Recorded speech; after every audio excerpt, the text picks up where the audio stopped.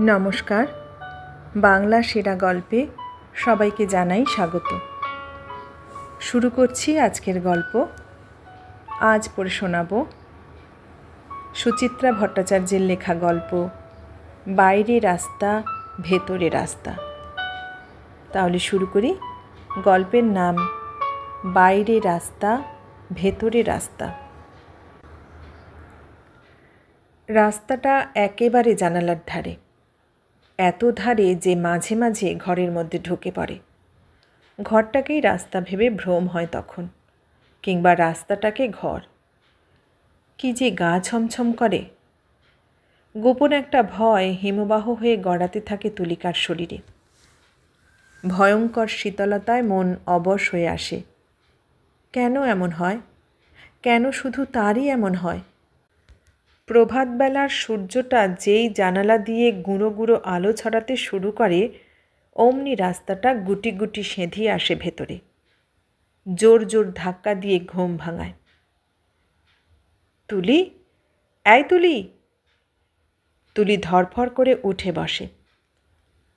বুক থেকে খসে যাওয়া আঁচলটাকে তাড়াতাড়ি তুলে নিজেকে ঢাকে। রাস্তা আবার ঠেলা দেয়। শুনতে পাস না? কি রে, এই!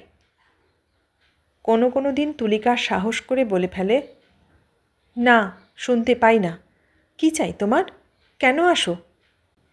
কেন আসি জানিস না? চলে যাও, এবার আমি কিছুতেই দেব না।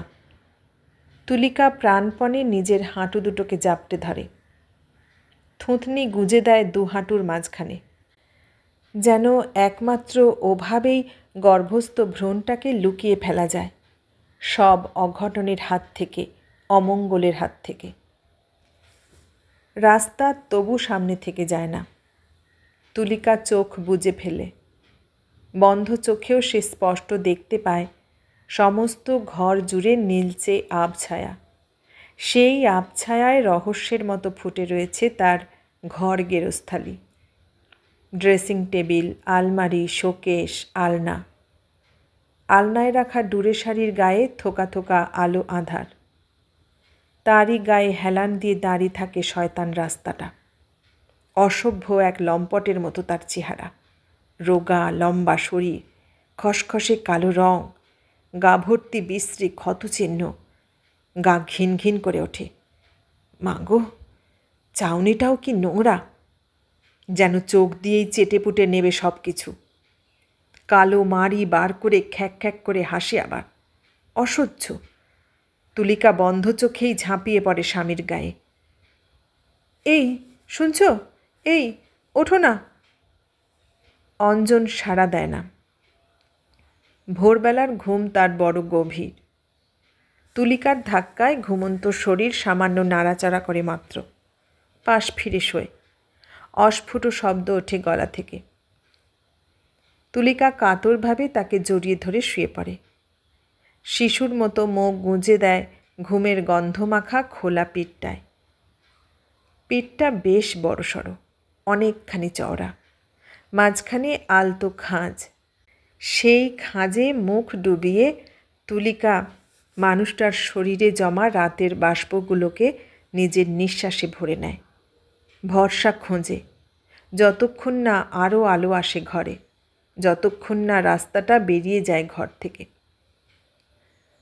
এরকম হয় প্রতিদিন, নতুন একটা দিন আসার আগে। নতুন একটা দিন আসার আগে ঘুম ভাঙে শিবদাস পাগলারও। তার খালি মতন ঘরটার পিঠে আর একখানা ঘর, অন্য ভাড়াটের। সেখান দিয়ে দিনটা ঠিক এসেও আসতে চায় না তার কাছে। কেন যে রোজই এত দেরি করে শিবদাস বুঝতে পারে না। মাথার ওপর টিনের ছাউনিতে অজস্র ছোট বড় ফুটো। সেই ফাঁকগুলো দিয়ে সকালটা অনেকক্ষণ লুকোচুরি খেলে তার সঙ্গে। একসময় পেছনের গলিতে লোকজনের হাঁটা চলা শুরু হয়। টুকরো টুকরো কথা তন্দ্রার মতো ভেসে ওঠে, ডুবে যায়, ফের ভাসে। মিলেমিশে এক হতে থাকে পচা নর্দমার ভ্যাপসা গন্ধগুলোর সঙ্গে। শিবদাস তখনও ঠিক বুঝতে পারে না সকাল এলো কিনা। রাত থেকে দিনটাকে আলাদা করতে একটু বেশি সময় লাগে তার। পিটপিট চোখে চারদিকে তাকায়। শতজীর্ণ ঘরের একটা কোণে তখন গুটিসুটি মেরে বড় ক্লান্ত ভঙ্গিতে ঘুমিয়ে থাকে শিবদাসের দুঃখী বউটা। আবছা অন্ধকারে শিবদাস তাকে দেখেও দেখে না। আচ্ছন্নের মতো উঠে গিয়ে দরজা খোলে। পাশের ভাড়াটের ঘর পেরোলে মাটির উঠোন, উঠোনের পর সদর দরজা, তারপরে কাঁচা রাস্তা। শিবদাসই প্রথম সদর দরজা খোলে রোজ। বাইরে এসে আধভাঙা লাল রোয়াকটায় পা মুড়ে বসে, সদ্য ফোটা দিনটার দিকে বোবা চোখে তাকায়। রাস্তা জিজ্ঞেস করে, কি হে শিবদাস, সকাল এসেছে তবে? শিবদাস ঘট ঘট মাথা নাড়ে। চলো তবে বেরিয়ে পড়ি। শিবদাস বিড়বিড় করে, এখন বেরোলে খোকার মা বকবে যে। বকুক, তুমি এসো তো আমার সঙ্গে। শিবদাস দাঁড়িয়ে উঠেও বসে পড়ে। খোকার মা উঠোন পেরিয়ে ঠিক এদিকেই আসছে। এত পা টিপে বার হয় রোজ, তবু কী করে যে টের পেয়ে যায় বউটা। রোজ পেছন পেছন উঠে আসে, সময় বুঝে পথ আগলে দাঁড়ায়। চলো, চোখ মুখ ধুতে হবে না? কোনো দিন বলে, চা করেছি, ঘরে এসো। শিবদাস আমতা আমতা করে, একটু এদিক ওদিক দেখে আসি না হয়, বেশি দূরে যাব না। না। বউ গলায় শাসন আনে, এখন নয়, পরে। শিবদাস সুরসুর করে ঘরে ফেরে। পৃথিবীতে একমাত্র এই বুড়ি বউটার ধমককেই সে ভয় পায়। উঠোন ডিঙিয়ে পেছন ফিরে তাকায়। দরজা ধরে রাস্তা তখনও ডাকতে থাকে, ও শিবদাস, এলে না তবে? এত কষ্ট করে তোমার জন্য সকাল নিয়ে এলাম। শিবদাস নিজের মনে বলে ওঠে, আসছি আসছি, রোসো একটু। রাস্তা তবু তার পা ধরে টানে, টানতেই থাকে। ঘুম থেকে উঠেই জানালার পর্দাটাকে ভালো করে টেনে দিল অঞ্জন। এত ভারী পর্দা কী করে যে বারবার সরে যায়। রাতে শোবার আগেও টেনেছিল ভালো করে, তবু দেখো। অঞ্জন মনে মনে বেশ বিরক্ত হলো। জানলাটাকে একেবারে বন্ধ রাখাও চলে না, ওখান দিয়েই যা একটু হাওয়া টাওয়া আসে ঘরে। তার দোলাতেই রাতে কখন টুক করে সরে যায় কমলা রং পর্দাটা, পুরো সরে না, ছেনাল মেয়েদের মতো এলোমেলো করে রাখে নিজেকে। ফাঁক ফোঁকর দিয়ে টাকুস টুকুস রাস্তা উঁকি মারে। তাই দেখেই ভোরবেলা কেন যে এত ভয় পায় তুলিকা। জানলা থেকে সরে এসে অঞ্জন গোমরা মুখে বলে উঠল, আসলে এ বাড়িতে উঠে আসাটাই ভুল হয়েছে আমার। কে জানতো এখানে এলেই তোমার মাথায় নূতন ভূত চাপবে। তুলিকা ম্লান হাসল। কিছু কিছু ব্যাপার থাকে যা কাউকে বলা যায় না, অনেক কাছের আপনজনকেও না। অঞ্জন নরম হবার চেষ্টা করলো একটু। কেন কিছুতেই তুমি মনে জোর আনতে পারছো না বলো তো? এ সময় মনটা একেবারে ফ্রি রাখা দরকার। সব সময় এভাবে ভয় পেলে এ বাড়ি এখন আর চেঞ্জ করা যায় না, না? তুলিকা ফস করে বলে ফেলল। বলেই লজ্জিত হলো। মাত্র 1.5 মাস হলো বাড়ি বদলেছে।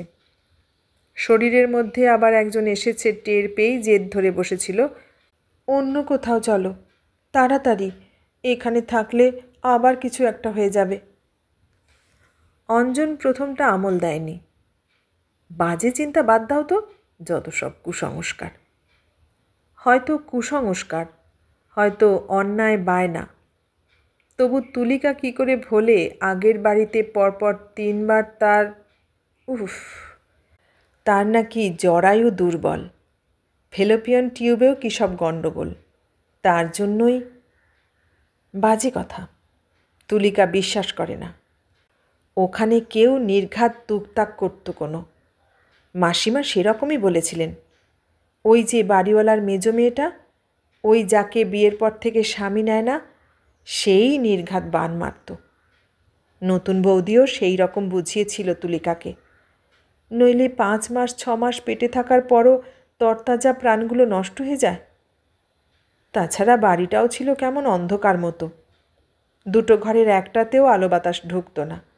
গলি দিয়ে সামনের বাড়ি পেরোলে তবে রাস্তা, ইচ্ছে করলেও মানুষের মুখ দেখার উপায় নেই। শেষের দিকে তুলিকার দম বন্ধ হয়ে আসত। এবারও কিছু হয়ে গেলে তুমি কিন্তু দায়ী হবে। হ্যাঁ, অঞ্জন রেগে যেত। চাইলেই কি মনের মতো সব পাওয়া যায়? কম তো খুঁজছি না। বাড়ি ভাড়া রেট কি হয়েছে জানো?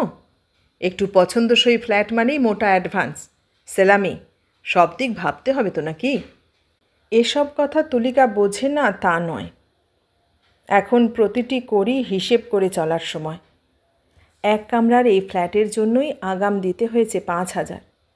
এর ওপর সামনে আবার একটা বিরাট খরচ। তবু বলে ফেলল, এ বাড়ি এখন ছাড়লে বাড়িওয়ালা অ্যাডভান্স ফেরত দেবে না? অঞ্জন উত্তর দিল না। বড় অসহায় দেখাচ্ছে তাকে। তুলিকা সেদিকে তাকিয়ে নিজেকে শাসন করার চেষ্টা করল। ছি, এই ফ্ল্যাটটা নিজেই না সে পছন্দ করেছিল, একেবারে রাস্তার ধারে বলে। জোর করে হাসি ফোটালো ঠোঁটে। তুমি আজকাল কথায় কথায় এত রেগে যাও কেন বলো তো? অঞ্জনের রাগ নেমে গেল সঙ্গে সঙ্গে। বউটাকে বড় ফ্যাকাশে লাগছে। রক্তশূন্যতার জন্য কি? চোখ আর গাল দুটোও বেশি ফোলা। এবারও বাচ্চাটা থাকবে কি না কে জানে।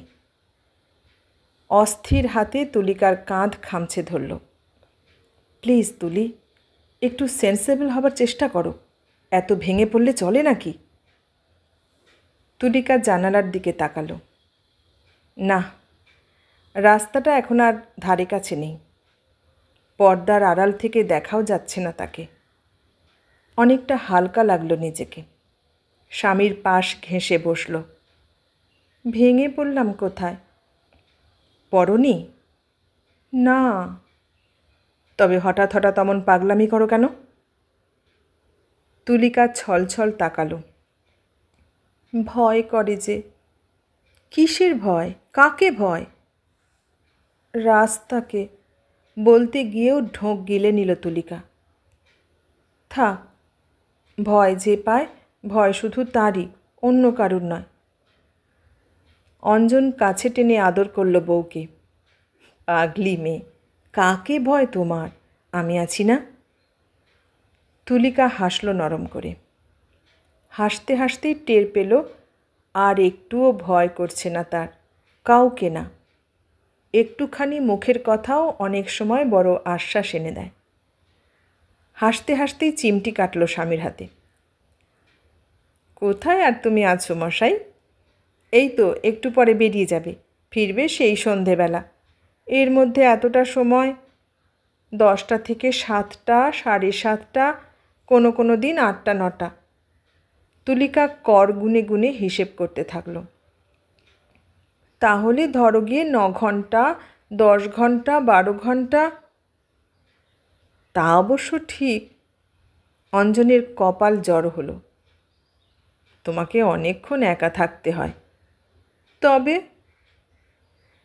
তবে এক কাজ করা যায়, তোমাকে রানীগঞ্জে রেখে আসি কটা মাসের জন্য। রানীগঞ্জ মানে তুলিকার বাপের বাড়ি। সেখানে থাকার মধ্যে আছে মাত্র 2 দাদা বৌদি। প্রথমবারের বাচ্চাটা ওখানেই নষ্ট হয়েছিল, যাবার ঠিক 7 দিনের মাথায়। ভাবতে গিয়েই আঁতকে উঠল তুলিকা। কখনো না, আমি এখন মোটেই রানীগঞ্জ যাব না। তাহলে মাকে নিয়ে আসি বর্দার ওখান থেকে, কিংবা বড়দিকে যদি বলি। না না, সজোরে মাথা নাড়ল তুলিকা। এত তাড়াতাড়ি কাউকে ব্যতিব্যস্ত করার কোনো মানেই হয় না। মা বুড়ো মানুষ, আগের বাড়ি ওনার খুব কষ্ট হয়েছে, আর বড়দি বা সংসার ফেলে এতদিন ধরে এখানে। বেশ, তবে রাত দিনের লোক দেখি একটা। দূর, এই একটা ঘরে তাকে শুতে দেব কোথায়? দুশ্চিন্তা করো না তো, সবে 3.5 মাস চলছে, এর মধ্যে এত ব্যস্ত হবার কোনো প্রয়োজন নেই। তুলিকা চোখ ঘুরিয়ে হাসল। আসলে নতুন বাড়ি, নতুন পরিবেশ, আস্তে আস্তে সব ঠিক হয়ে যাবে, দেখো। তুলিকা এরকমই, ভয় পায়, তবু ভয়টাকেই সঙ্গী করে রাখতে চায় সব সময়। অঞ্জন তল পায় না তার মনের। অফিস বেরোনোর আগে তাও একবার বলে, দুপুরে খেয়ে উঠে লক্ষ্মী মেয়ের মতো ঘুমোবে, বুঝলে? একদম জানলায় গিয়ে বসবে না। খেয়ে উঠে মনে করে নার্ভের ওষুধ খেও কিন্তু। তুলিকা মাথা নাড়ে। নাড়ে বটে, তবে কিছুক্ষণ পরে সে কথা আর মনে থাকে না। থাকবেই বা কী করে? দুপুর হলেই জানলাটা যে চুম্বকের মতো টানে তাকে। খাওয়া দাওয়ার পর জানলার উঁচু ধাপিটায় পা মুড়ে রাস্তার মুখোমুখি বসে। আজই যেন একটা বোঝাপড়া করে নেবে, এভাবে কটমট তাকায় রাস্তাটার দিকে। এই সব রাস্তায় লোকজন থাকে না বড়। গ্রীষ্মের দুপুর 10 দিক ফাঁকা করে রাখে। আশেপাশের বাড়ির জানলা দরজাও বন্ধ সব। দু একটা কাক রোদে ভিজে ক্লান্তভাবে ঝিমোয়। কুকুররা ছায়া খুঁজে ফেরে। হায় রে, ছায়া কোথায় তখন? আকাশ পৃথিবী চলে গেছে তেজি রোদের দখলে। বৈশাখী বাতাস রুক্ষ হিংস্র। তুলিকা ব্যাকুল হয়ে এদিক ওদিক তাকায়। একাধটা ফেরিওয়ালা যদি দেখা যেত এ সময়। তাকে দেখিয়ে দেখিয়ে রাস্তাটা বেলেল্লাপানা শুরু করে দেয় নিরালা দুপুরের সঙ্গে। দুপুরও ফুঁসতে থাকে ফনা তোলা সাপের মতো। তখনও তুলিকা কিছুতেই জানলাটা বন্ধ করতে পারে না। রাস্তার সঙ্গে একটা হেস্তনেস্ত করতেই হবে। শক্ত হয়ে বসে থাকে। প্রতিদিন লড়াইটা চালিয়ে যাবার চেষ্টা করে এভাবেই প্রতিদিন হেরে যায়। রোদের পিঠে চেপে রাস্তা ক্রমে আরও কাছে চলে আসে, একেবারে গায়ের ওপর। অদৃশ্য হাতটা এইবার বুঝি। তুলিকা দুহাতে নিজের পেট চেপে ধরে। আঁচল দিয়ে আড়াল করতে চায় গর্ভকে। মাথা ঝিমঝিম করতে থাকে, চোখ ঝাপসা হয়ে আসে। রাস্তা যেন তার অলক্ষ্য নিয়তি। তার হাত থেকে মুক্তি নেই তুলিকার, নেই। মুক্তি নেই শিবদাস পাগলারও। রাস্তা তাকে পাকে পাকে বেঁধে রেখেছে। সারাটা দিন পথে পথে ঘুরে বেড়ায়। লোকে তাকে পাগল বলে। এই সব লোকেদের মধ্যে তার আপন বউটাও আছে। হ্যাঁ, আপন বউ। পাগলা শিবদাস সেরকমই ভাবে, কারণ ওই বউ ছাড়া দুনিয়ায় তার আপন বলতে আর কেউ নেই। ভুল হলো, আর একজন আছে, নিশ্চয়ই আছে। সে হলো শিবদাসের খোকা, একমাত্র ছেলে। অনেক দিন আগে তার বাড়ি ফেরার কথা ছিল। অনেক দিন ধরে তাকে খুঁজে বেড়াচ্ছে শিবদাস। লোকে বলে ছেলেটা নাকি কবেই মরে গেছে। সবাই নাকি নিজের চোখে তাকে মরে যেতে দেখেছে। ধুস, এসব আবার সত্যি হয় নাকি?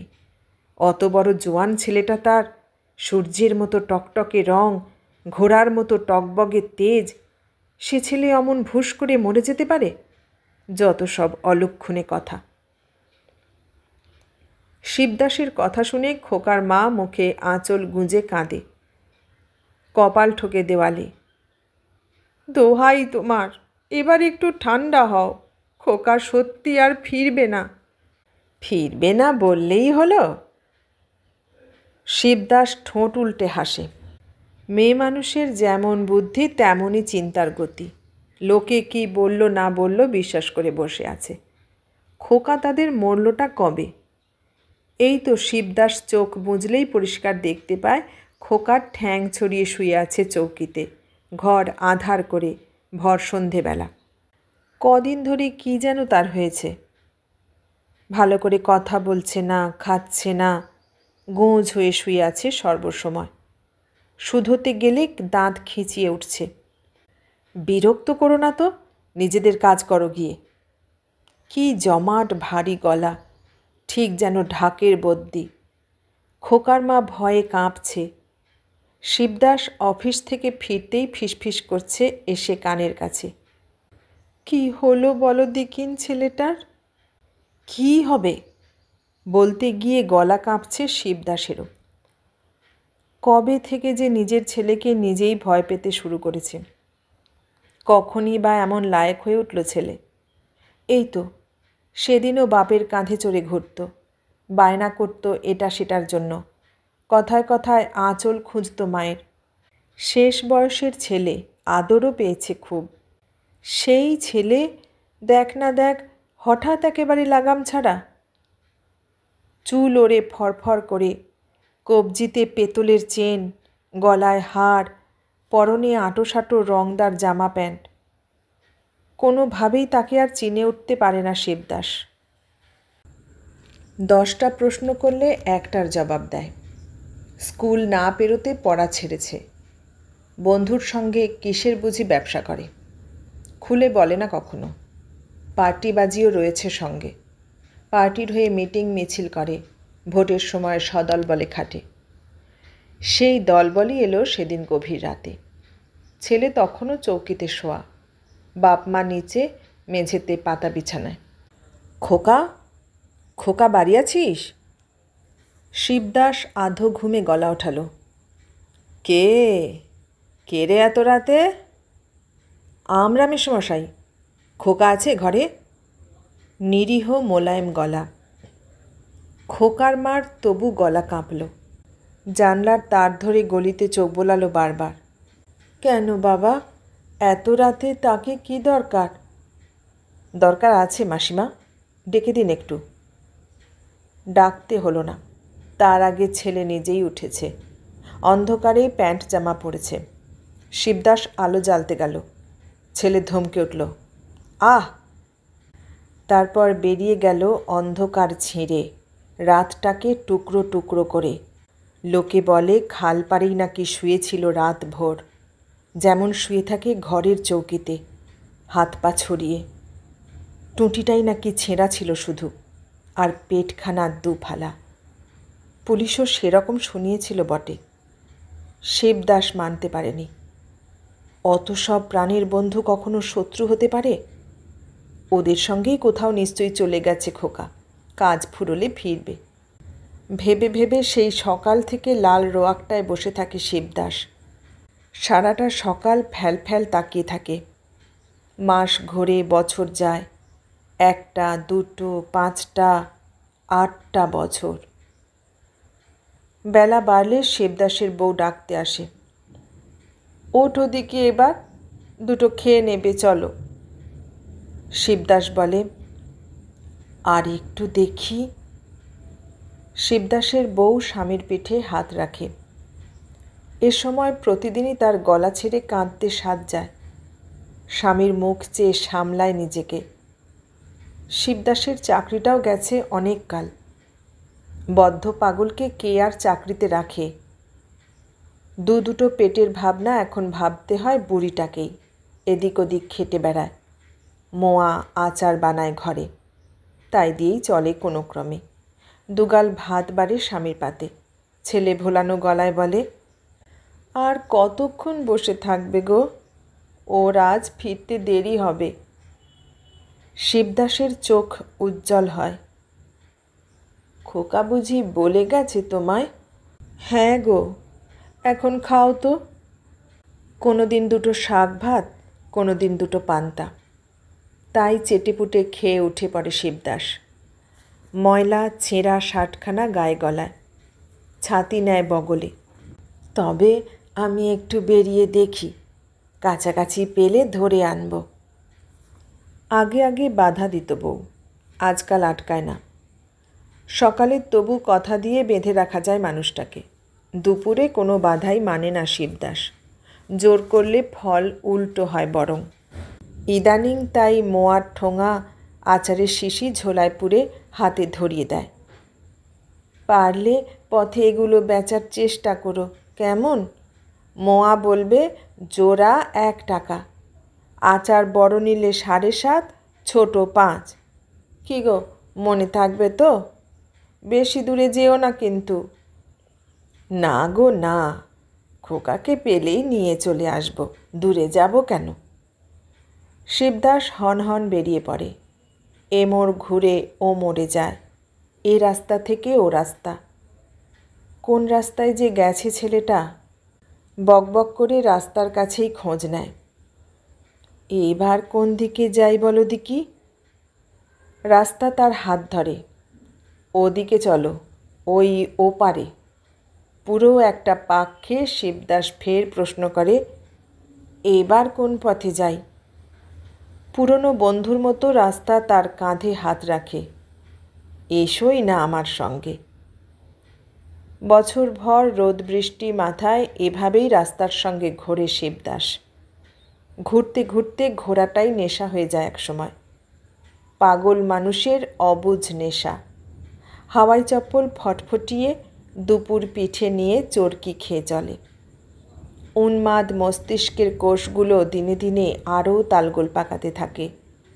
খোকার চেহারা ক্রমশ ঝাপসা হয়ে যায়। খোকা যেন ঠিক কত বড়, কার মতো? ওই ছেলেটা নাকি ওইটা? না, আর একটু লম্বা মাথায়। রাস্তাঘাটে ছেলেপুলে কোনো দেখলেই শিবদাস তাকে খোকা বলে ভেবে বসে। কাছে গিয়ে গদগদ স্বরে ডাকে, ও খোকা, ঘরে ফিরবি না? বালকের দল ভারী মজা পায়। পাগলকে ঘিরে হাততালি দিয়ে লাফায়, তার ছেঁড়া ফাটা ধুতিখানি ধরে টানাটানি করে। শিবদাস মোটেও রাগ করে না। সামনে যাকে পায় খপাত করে তার হাত ধরে। শিশুর মতো বলে, ধরে ফেলেছি, ধরে ফেলেছি। ছেলেরা ছটফটিয়ে ছাড়িয়ে নেয় নিজেদের। দূরে গিয়ে হাত ঘুরিয়ে নাচে, ধরো তো দেখি, এই পাগলা, ধরো তো দেখি। শিবদাস কাকুতি মিনতি করে, দুষ্টুমি করে না বাবা, ঘরে চলো এবার। না, যাব না, হি হি, না যাব না।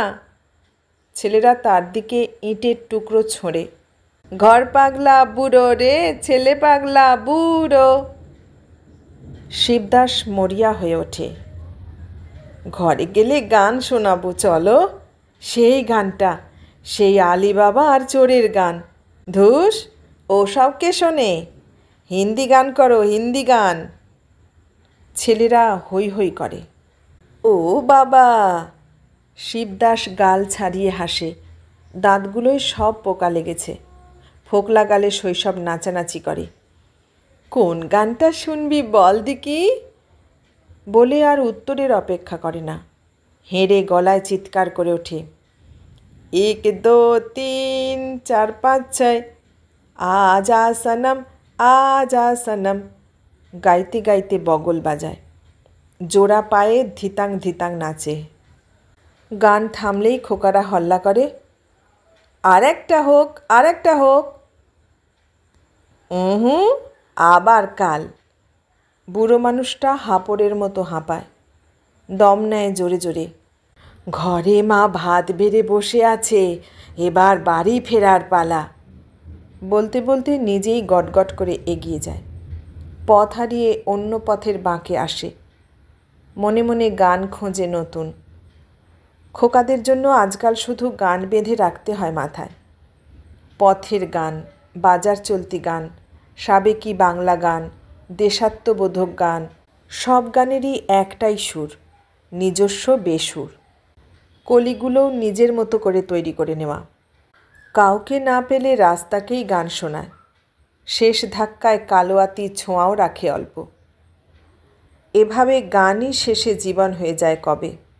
পৃথিবীর সব শিশু হয়ে যায় নিজের সন্তান, আর দুপুরের রাস্তাগুলো হয় বেঁচে থাকা, অন্তহীন, অবিরাম।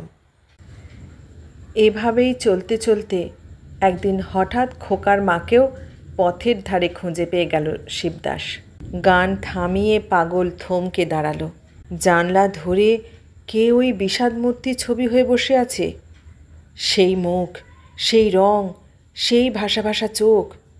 শিবদাস চিৎকার করে উঠল, ও খোকার মা, ওভাবে বসে আছিস কেন একা একা? খোকা এখনো ফেরেনি বুঝি? তুলিকা ভয়ানক চমকে উঠল, ছিটকে সরে গেল জানলা থেকে। শিবদাস ভাঙা গলায় আবার চেঁচালো, ভয় পাস কেন? ও খোকার মা, গান শুনবি, গান? বৃদ্ধ উন্মাদটা জানলার ধারে এসে গেছে একেবারে। তুলিকা ঝাঁপিয়ে পড়ে জানলা বন্ধ করে দিল। মাগো, কি লাল লাল চোখ, বাজ পড়ার মতো গলার আওয়াজ। জানলার ছিটকিনি তুলে দিয়ে হাঁপাতে থাকলো তুলিকা।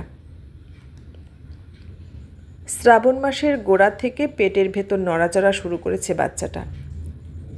কুটকুট আড়মোড়া ভাঙে হঠাৎ হঠাৎ। বিছানায় চিত হয়ে শুয়ে তুলিকা হাত রাখল পেটের ওপর।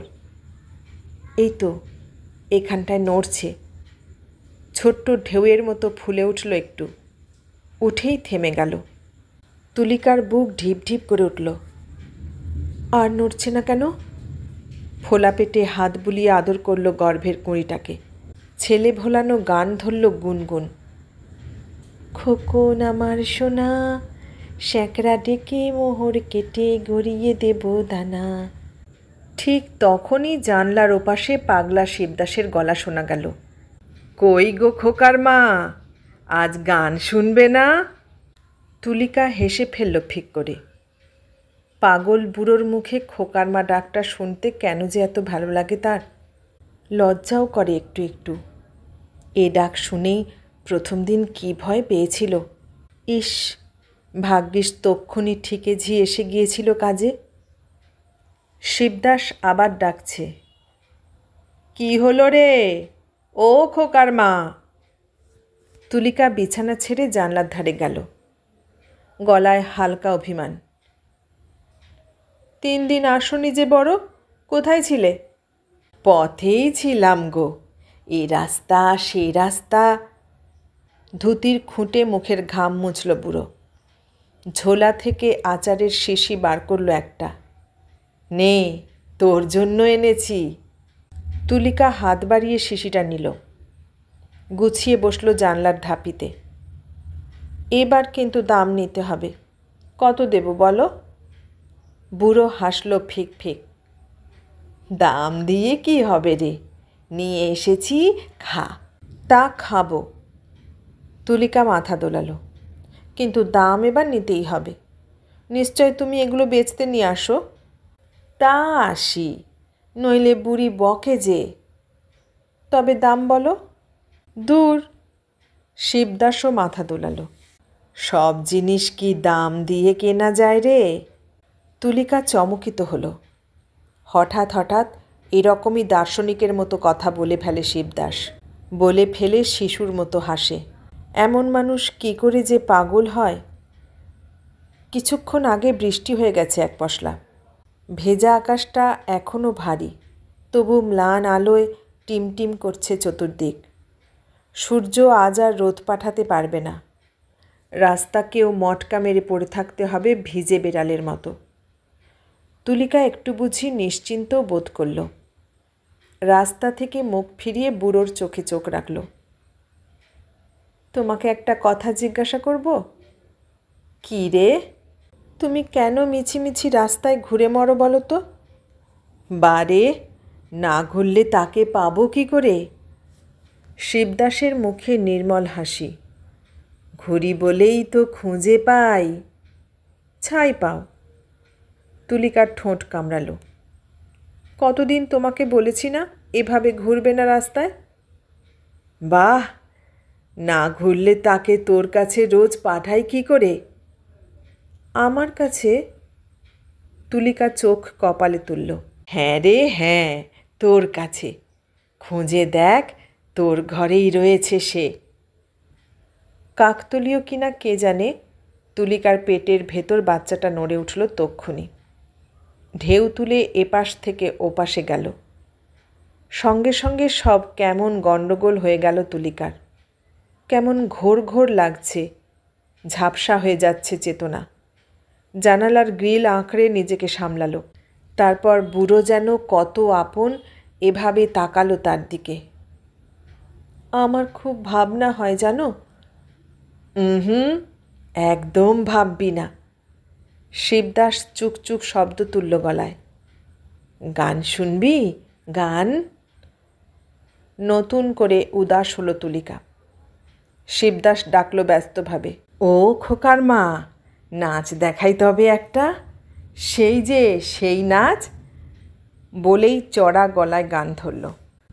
মা গো বলো কবে শীতল হব, কত দূর আর কত দূর। শিবদাস পাগলার নাচের তালে মৌসুমি বৃষ্টি শুরু হয়ে গেছে আচমকাই। বুড়োর হুঁশ নেই কোনো। ঘুরে ঘুরে উদ্দাম নেচে চলেছে, সজোরে পা ঠুকছে ভেজা রাস্তার পিঠে। প্যাচ প্যাচ আর্তনাদ করছে রাস্তা। তুলিকা খিলখিল হাসছে, হাসতে হাসতে মন খারাপগুলোকে উড়িয়ে দিচ্ছে বাতাসে। মোড়ের মাথায় থমকে দাঁড়িয়ে দৃশ্যটা কয়েক সেকেন্ড দেখল অঞ্জন। ঠিক যেন কাচের অ্যাকোয়ারিয়ামে দুটো রঙিন মাছ খেলছে, হাসছে। শূন্যে লাফিয়ে বাতাস ভরতে চাইছে বুকে। পুরোটাই একটা পরিপূর্ণ ভালো লাগার দৃশ্য। কিন্তু সব ভালো লাগার দৃশ্যকে তো আর চিরন্তন করে রাখা যায় না। বুক নিংড়ে দীর্ঘশ্বাস গড়িয়ে এলো। মাথা নিচু করে নিঃশব্দে বাড়ির দরজায় এসে দাঁড়ালো অঞ্জন। বৃষ্টি নেমেছিল আবার, অঝোর ধারায়। রাত যত গাঢ় হচ্ছে বৃষ্টির তেজ বাড়ছে তত। নির্জীব হয়ে আসছে পৃথিবী। এখন বৃষ্টির শব্দ ছাড়া আর কোনো শব্দ নেই কোথাও। এখনই কথাটা বলে ফেলা দরকার, কিন্তু কিভাবে যে শুরু করা যায়? অঞ্জন ছটফট করে উঠল। তুলি, আজ আমি ডাক্তারবাবুর কাছে গিয়েছিলাম। কথাটা কি খুব নিচু স্বরে বলল, নাকি মনে মনে? তুলিকা শুনতেই পেল না। নিজের মনে গুনগুন গান গাইছে। ড্রেসিং টেবিলের সামনে দাঁড়িয়ে চুল খুলে ফেলল। ঘুরে ঘুরে দেখল গর্ভবতী যৌবনটাকে। বুক ভারী হয়ে আসছে অঞ্জনের। তুলিকা আজকাল খুশিতে ঝলমল করে সারাক্ষণ। আশ্চর্য, একটা বদ্ধ পাগলের অর্থহীন বিশ্বাস কী করে যে এত শক্তি এনে দিতে পারে, ভয়কে জয় করার শক্তি। অঞ্জন বিছানা থেকে সিগারেটের প্যাকেট তুলে নিল। অসম্ভব। এখন আর তুলিকাকে কিছুতেই ওই ভয়ঙ্কর কথাগুলো শোনানো যায় না। বিনুনিতে গার্ডার বেঁধে তুলিকা কাছে এলো তার। শোনো, এবার তুমি মাকে একটা খবর দিতে পারো, বুঝলে? অঞ্জন অন্যমনস্ক হবার ভান করল। কি হলো, শুনছ না? তুলিকা আলগা ঠেলা দিল কাঁধে। বেশ, মাকে না হয় আর কদিন পরেই আনলে। রাত দিনে লোক পাচ্ছি একটা, তাকেই না হয় রেখে দিই, কী বলো? ডাইনিং স্পেসটায় শোবে। অঞ্জন মুখ ঘুরিয়ে ধোঁয়া ছাড়ল বাইরের দিকে। একেবারে গায়ের পাশে দাঁড়িয়ে তুলিকা, দুর্বল জরায়ুতে উল্টো মুখে সন্তান ধারণ করে। অস্থির অঞ্জন সিগারেট ফেলার ছল করে জানালার ধারে চলে এলো। উদ্ভ্রান্ত মুখে তাকালো রাস্তার দিকে। জলো হাওয়ায় চারদিক ঝাপসা। আধো অন্ধকারে রাস্তাটাকে কি কুৎসিত লাগছে। ঠিক যেন এক চুল খোলা ডাইনি লক্ষ লক্ষ দাঁত বার করে তার দিকে তাকিয়েই খলখল হাসছে। মাথাটা কেমন দুলে উঠল। গলার কাছে দম বন্ধ করা কষ্ট। রাস্তার কি সত্যিই কোনো ভূমিকা থাকে কেড়ে নেওয়ার, ফিরিয়ে নেওয়ার? অঞ্জন বুঝতে পারছে না। শুধু টের পাচ্ছে রাস্তাটার হাত থেকে কোনোভাবে নিস্তার নেই কারোরই। তুলিকারও না, শিবদাসের না, কারুর না। বিফল আক্রোশে জ্বলন্ত সিগারেটটা রাস্তার গায়ে ছুঁড়ে মারল অঞ্জন। তারপর আচমকাই প্রচণ্ড শব্দ করে বন্ধ করে দিল জানলাটাকে। এতক্ষণ শুনলেন সুচিত্রা ভট্টাচার্যের লেখা গল্প বাইরে রাস্তা ভেতরে রাস্তা। কেমন লাগলো গল্পটা? ভালো লাগলে লাইক, কমেন্ট, শেয়ার করবেন। আর নতুন বন্ধু হলে সাবস্ক্রাইব করার অনুরোধ রইল। সবাইকে অনেক ধন্যবাদ জানিয়ে আজ এখানেই শেষ করলাম।